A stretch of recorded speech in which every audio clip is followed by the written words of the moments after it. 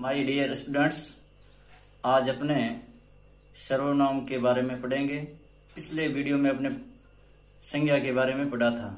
संज्ञा किसी जाति, व्यक्ति, स्थान या वस्तु के नाम को संज्ञा कहते हैं, जैसे राम, गाय, पुस्तक, जयपुर आदि। संज्ञा के 3 भेद होते हैं: व्यक्तिवाचक संज्ञा, जातिवाचक संज्ञा और भाववाचक संज्ञा। जातिवाचक संज्ञा के 2 उपभेद बताए थे: द्रव्यवाचक संज्ञा और समूहवाचक संज्ञा। सर्वनाम, प्रोनाउन। सर्वनाम सर्व, धन, नाम से मिलकर बना है, जिसका अर्थ सब या सबके नाम। परिभाषा: संज्ञा के स्थान पर प्रयुक्त होने वाले शब्द सर्वनाम कहलाते हैं, जैसे मैं, तू, वह, आप आदि।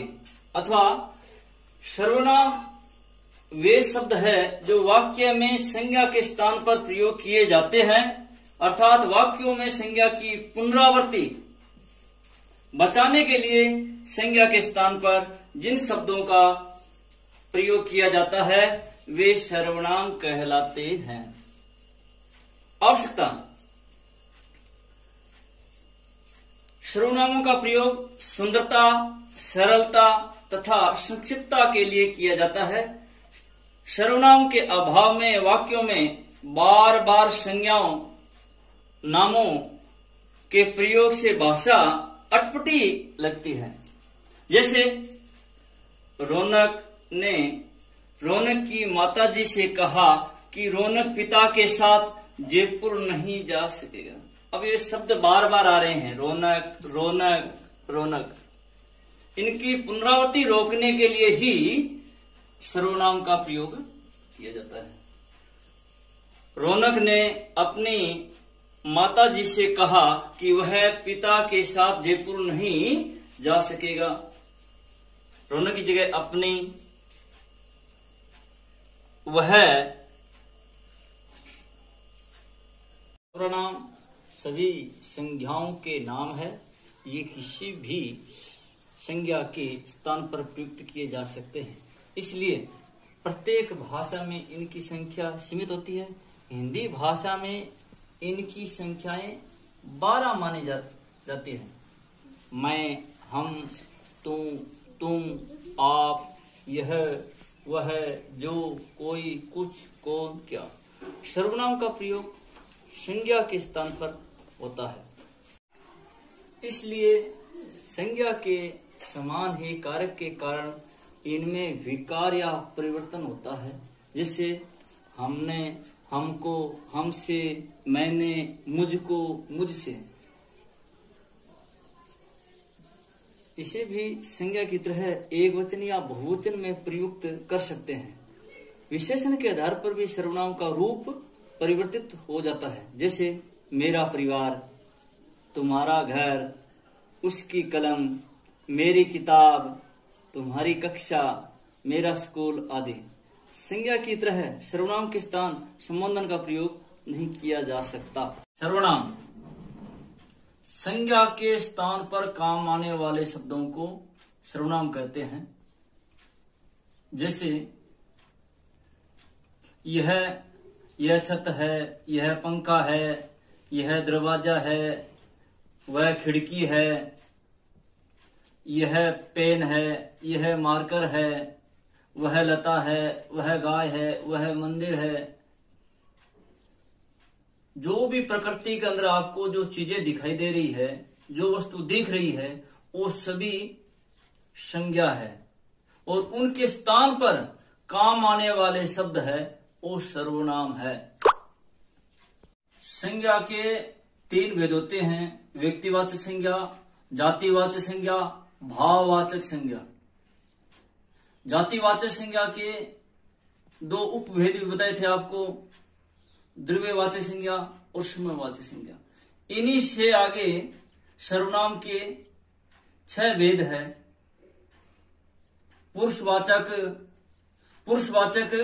सर्वनाम, निश्चयवाचक सर्वनाम, अनिश्चयवाचक सर्वनाम, प्रश्नवाचक सर्वनाम, संबंधवाचक सर्वनाम, निजवाचक सर्वनाम। पुरुषवाचक, पुरुष भी 3 है, प्रथम पुरुष, मध्यम पुरुष, उत्तम पुरुष। उत्तम पुरुष में मैं और हम आ गया, मध्यम पुरुष में तुम आ गए, और प्रथम पुरुष में वह और वे आ गए। बातचीत हमेशा 3 पुरुषों में होती है, कहने वाला, सुनने वाला और जिसके बारे में बातचीत की जाए। उत्तम पुरुष होता है कहने वाला, मध्यम पुरुष होता है सुनने वाला, और प्रथम पुरुष होता है जिसके बारे में बातचीत की जाए। राम बहुत अच्छा लड़का था, आज्ञाकारी था, शिष्टाचार का पालन करता था, मर्यादा युक्त था। तो राम की बात हो रही है, वह की बात हो रही है। सर्वनाम के भेद अपने को इंग्लिश में भी याद करने चाहिए। Kind of pronoun. पुरुषवाचक सर्वनाम पर्सनल प्रोनाउन, निश्चयवाचक सर्वनाम डिमोन्स्ट्रेटिव प्रोनाउन, अनिश्चयवाचक सर्वनाम इंडेफिनिट प्रोनाउन, प्रश्नवाचक इंट्रोगेटिव प्रोनाउन, संबंधवाचक सर्वनाम रिलेटिव प्रोनाउन, निजवाचक सर्वनाम रिफ्लेक्सिव प्रोनाउन। पुरुषवाचक सर्वनाम पर्सनल प्रोनाउन। किसी भी वार्ता के प्रसंग में 3 प्रकार के पुरुष व्यक्ति आते हैं, वक्ता, श्रोता, अन्य। वक्ता यानी बोलने वाला, श्रोता यानी सुनने वाला, अन्य यानी जिसके बारे में कहा जाए। जो अपने संस्कृत में प्रथम पुरुष, मध्यम पुरुष, उत्तम पुरुष होता है, first person, second person, third person. कहने वाले, लिखने वाले, पढ़ने वाले या किसी तीसरे अन्य व्यक्ति के लिए प्रयुक्त होने वाले सर्वनामों को पुरुषवाचक सर्वनाम कहते हैं। सामान्यतः पुरुषवाचक नर तथा नारी के लिए प्रयुक्त होने के कारण ये पुरुषवाचक सर्वनाम कहलाते हैं। इस संदूक को उठाकर देखो, यह कितना भारी है। पुरुषवाचक सर्वनाम 3 प्रकार के होते हैं। फर्स्ट पर्सन,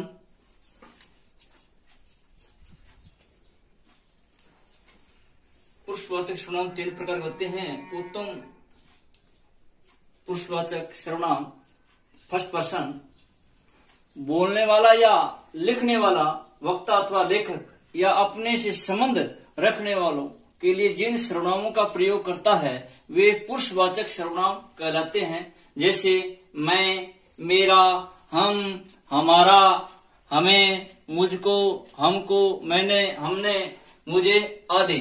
मध्यम पुरुष सर्वनाम सेकंड पर्सन, वक्ता अथवा लेखक सुनने अथवा पढ़ने वाले के लिए जिन सर्वनामों का प्रयोग करता है उन्हें मध्यम पुरुष सर्वनाम कहते हैं।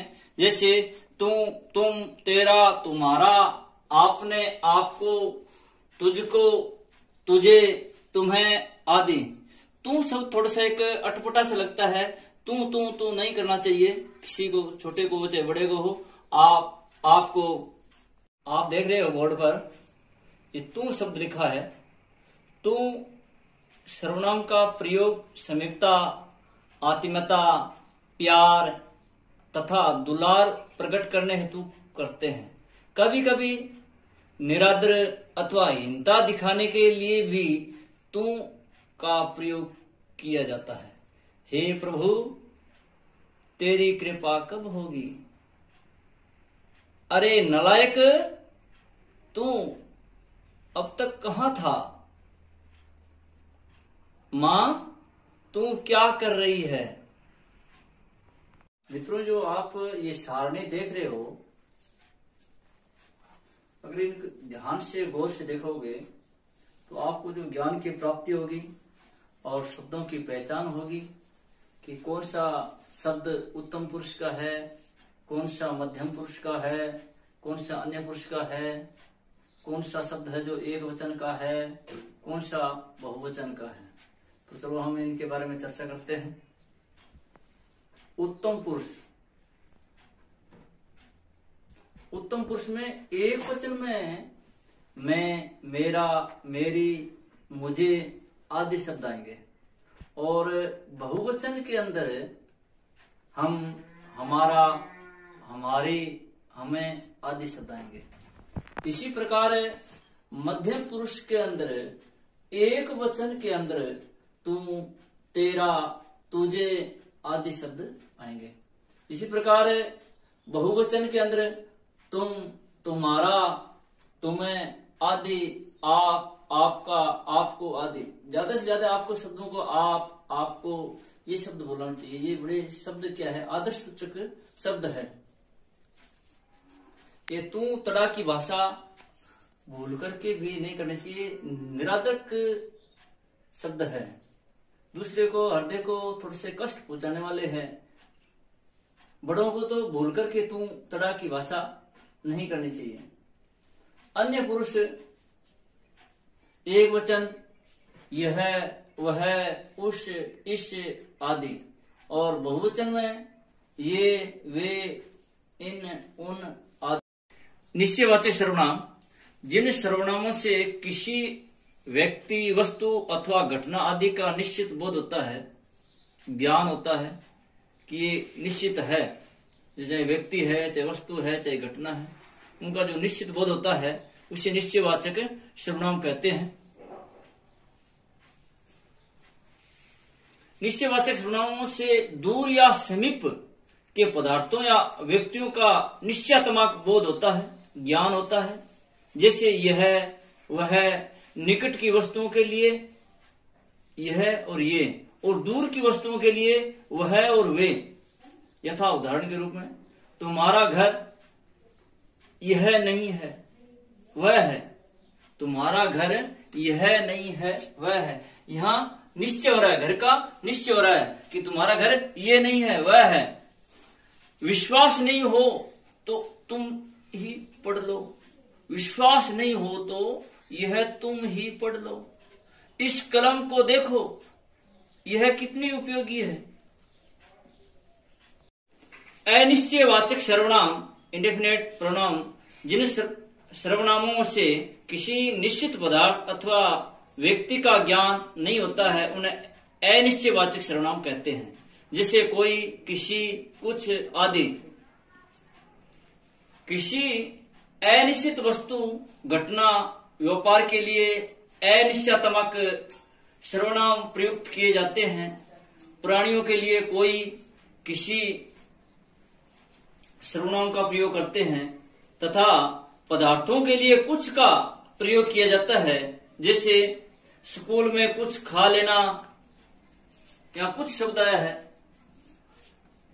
पता नहीं क्या खा लेना, कुछ खा लेना। संभवतः कोई आया है, पता नहीं है कौन है, निश्चित नहीं है, कोई आया है। हम किसी का कुछ नहीं बिगाड़ सकते। प्रश्नवाचक सर्वनाम, इंट्रोगेटिव प्रोनाउन, जिन सर्वनामों से किसी व्यक्ति अथवा पदार्थ के विषय में प्रश्न का बोध हो, उन्हें प्रश्नवाचक सर्वनाम कहते हैं। जैसे कौन, क्या, किसे, किसने, कब आदि। प्राणीवाचक संज्ञाओं के लिए कौन, किसे, किसने का प्रयोग करते हैं तथा अप्राणीवाचक संज्ञाओं के लिए क्या का प्रयोग होता है। तुम दिल्ली कब जाओगे, प्रश्नवाचक चिन्ह आ गया, कब। आज तुम्हें क्या चाहिए। कल तुम किससे बात कर रही थी। ऊपर छत पर कौन दौड़ रहा है, कौन प्रश्नवाचक है। प्रश्नवाचक की पहचान, कब, क्या, किससे, कौन, किसने, ये शब्द आएंगे। संबंधवाचक सर्वनाम, रिलेटिव प्रोनाउन, जिस सर्वनाम से व्यक्ति, वस्तु, घटना आदि का किसी अन्य व्यक्ति, वस्तु, घटना से संबंध ज्ञात हो उसे संबंधवाचक सर्वनाम कहते हैं। जिन सर्वनाम शब्दों से दो अलग अलग बातों का संबंध प्रकट होता है अथवा जो प्रधान वाक्य से आश्रित वाक्यों से संबंध जोड़ते हैं उन्हें संबंधवाचक सर्वनाम कहते हैं। जैसे जो, सो, जिसे, उसे, जिसे, वही, वह, जो, जिसकी, उसकी, तेते, जेती, जैसी, वैसी, जिसने, उसने आदि। संबंधवाचक सर्वनाम इनका प्रयोग युग्म रूप में होता है। जैसे उदाहरण के रूप में जिसकी लाठी उसकी भैंस, जिसकी लाठी उसकी भैंस, यहां संबंध है जिसकी उसकी। जैसा करोगे वैसा भरोगे, जैसा करोगे वैसा भरोगे, यहां जैसा वैसा संबंधवाचक सर्वनाम है। जैसी करनी वैसी भरनी, जैसी करनी वैसी भरनी, जैसी वैसी, इनका संबंध है, युग्म है ये। आप निजवाचक सर्वनाम रिफ्लेक्सिव प्रोनाउन, जो सर्वनाम शब्द निज के लिए स्वयं अपने लिए प्रयुक्त होता है उसे निजवाचक सर्वनाम कहते हैं। जैसे आप, अपने आप, स्वयं, खुद, निज, स्वतः आदि। हमें अपना काम स्वयं करना चाहिए, यहाँ स्वयं निजवाचक सर्वनाम है। हमें अपना काम अपने आप करना चाहिए, हमें अपना काम अपने आप करना चाहिए, ये अपने आप निजवाचक सर्वनाम है। हमें अपना काम खुद करना चाहिए, हमें अपना काम खुद करना चाहिए, ये खुद शब्द है जो उर्दू का निजवाचक सर्वनाम है। कवि ने स्वयं कविता सुनाई, यहाँ स्वयं शब्द है, निजवाचक सर्वनाम है।